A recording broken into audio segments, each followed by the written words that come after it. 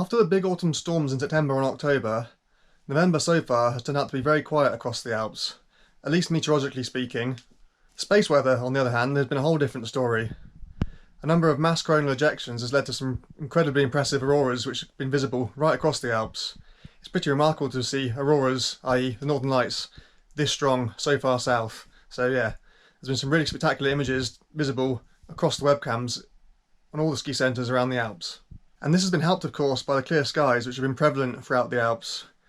Here in the UK, we've not been quite so lucky. It's been wall-to-wall rain as long as I've been here, so unfortunately, no Northern Lights for me.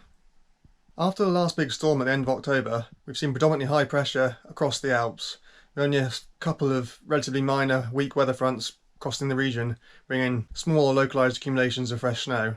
But on the whole, the Indian summer that I promised you all had very much arrived. These first 2 weeks in November have been warm, dry and sunny, with freezing levels often being well above 3,000 metres, which is pretty exceptional for the time of year.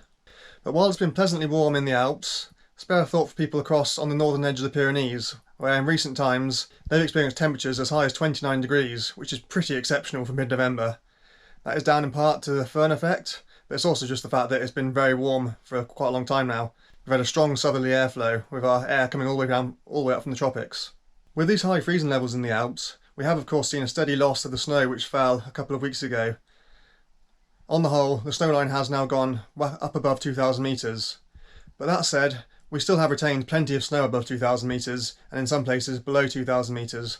But especially everywhere we need it, on the sheltered north-facing slopes, especially on the pistes, we retain plenty of snow, so it's still good news. We've still got significantly more lying snow now than we had at this time last year. Last year, the first meaningful lying snows didn't really arrive until mid-December, so we're a good month ahead of schedule. The main ski season in the Alps doesn't really start until mid-December, with the bulk of resorts not opening their doors until around the 13th of December, some not opening until the 20th of December. But there are still a number of resorts which are open now or opening very, very shortly. So here is a quick roundup of all the skiing which is currently available now.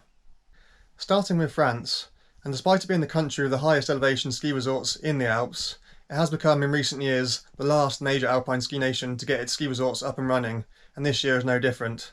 So there's still currently no lift-serve skiing available in France. Up until very recently, they had kept the Flagère gondola in Chamonix running and open to enable ski tourers to be able to get up to the snow line and be able to go touring above there, but that has now also closed, so currently there is no lift-serve skiing available in France. But that is finally set to change on the 22nd of November, with both Teens and Val Thorens opening for the season on the weekend of the 22nd of November, and from then on in they'll be open continuously through till probably the start of May.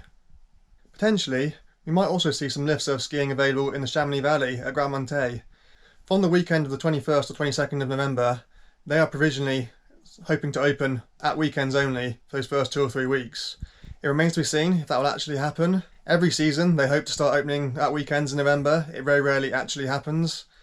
Yes, we have had a lot of snow this season already, but Grand Montet requires a lot of snow to be able to get the lifts running.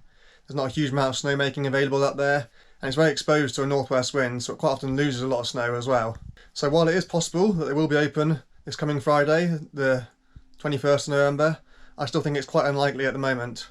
It's much more likely that they'll get open the following weekend, the 28th of November, as there is more snow in the forecast through the coming weeks.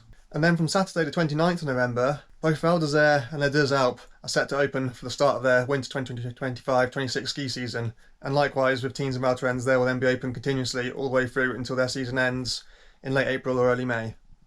A handful of French ski areas, including potentially La Zouche in the Chamonix Valley, are set to open on the 5th of December, so the first weekend of December. And again, in theory, Grand Montet will be open permanently from the 4th or 5th of December onwards, having only been open weekends provisionally before then. But still, the bulk of the French ski resorts will be opening on either the 13th or 20th of December.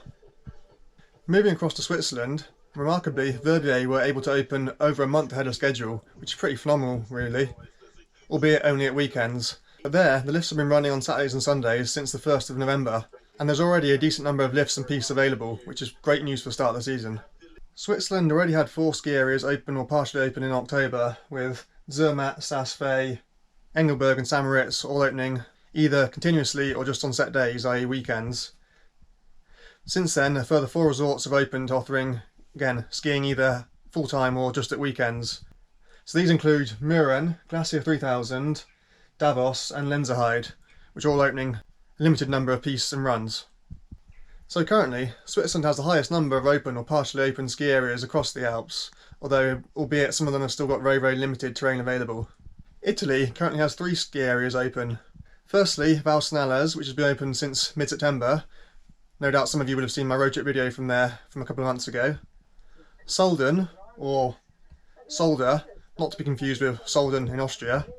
This is in the Ortlia Mountains, which is just down the road from the Passo del Stelvio, which is now of course closed for the season as the road up to the Stelvio Pass is also closed.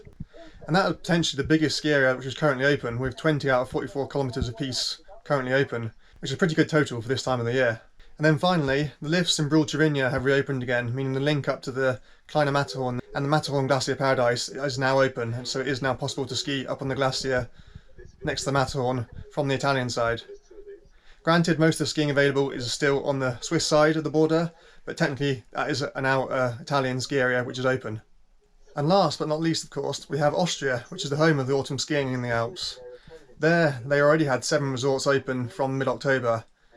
Kuhnetau, Pitztau, Solden, Stubaigletscher, Hintertux, Kirsteinhorn and Moltal. Since then, only 1 further ski area has joined the party, with Kitzbühel offering very, very limited skiing with only 1 piste and 1 run available. But of the other 7, there is now much more terrain available than there was back in mid-September through to October, with many more runs and pistes being open thanks to the big snowfalls we had at the end of October. So that's just a brief roundup of all the lift serve skiing which is currently available in the Alps, or in the case of France, the lift serve skiing which is about to come online very, very shortly. So as I say, it has been very dry and very warm for the last 2 weeks at least, but thankfully that is set to change slowly but surely.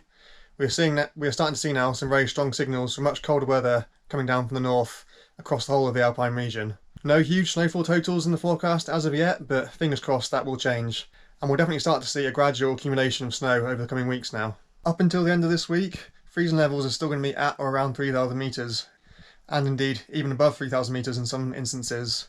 But by this time next week, they should have fallen right back down towards 1,000 metres, i.e. valley level in a lot of resorts, so that's definitely what we want.